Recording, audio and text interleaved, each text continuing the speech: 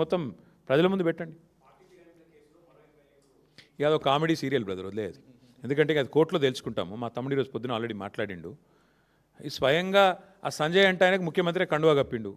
ఇక ఆయన మరి ఆ సార్ పేరు గడ్డం ప్రసాద్ కాదు, గాంధారి ప్రసాద్ ఇప్పుడు ఆయన పేరుగా. కళ్ళ గంతలు కట్టుకున్నాడు సారు, ఆ స్పీకర్ సార్. ఆయన అంటే నాకు గౌరవం, నాకు మిత్రుడు.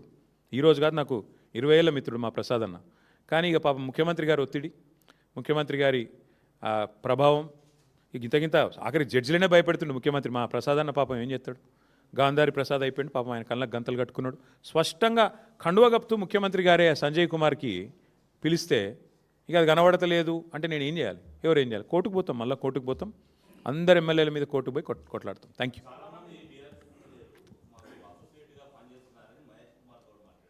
సరే, ఆయన ఏం మాట్లాడి నాకు అనవసరం. మహేష్ కుమార్ గౌడ్ని దీని మీద సమానం చెప్పానండి.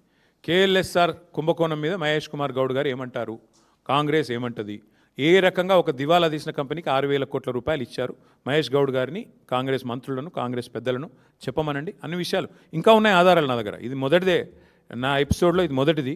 ఇంకా చాలా ఆధారాలు ఉన్నాయి వీళ్ళిద్దరివి, అవి కూడా బయట పెడతా. ఒక్కసారి కాంగ్రెస్ వాళ్ళు స్పందించాక అవి బయట